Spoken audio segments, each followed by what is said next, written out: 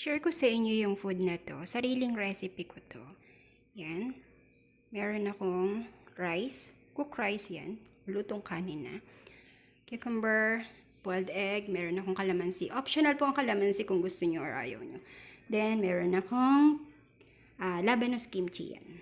Yan. Tapos yung wrapper ko, syempre seaweed. Ang wrapper po pwede siyang cucumber, pwedeng yung steamed na cabbage o repolyo.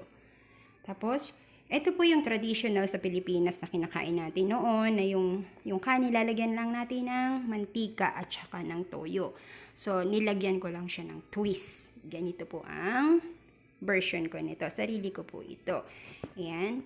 Lagay lang natin yung rice. Yan. Paghahalo-haloin lang natin yan. Ganun. Ayan. Lagay lang natin yung mga sangkap. Lahat. Ganyan. Lahat. Yan. Yan, lagay po natin lahat ng sangkap. Yung egg. Yan, ganyan po. Yan, ganyan. Lagay natin lahat. Yan, lahat. Sama-sama. Yan. Kasi kailangan imimix lang po natin siya lahat. Yung ingredients dun sa rice. Yan. Ako lang naman po kakain. Kaya hayaan nyo nang nakakamay. Wala naman pong ibang kakain.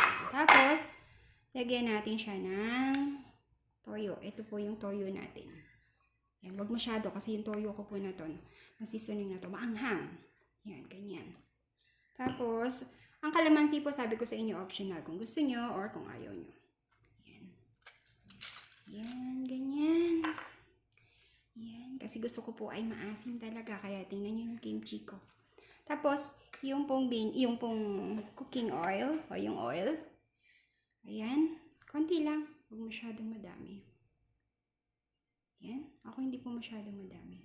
Yan, pwede na yan. Ayan.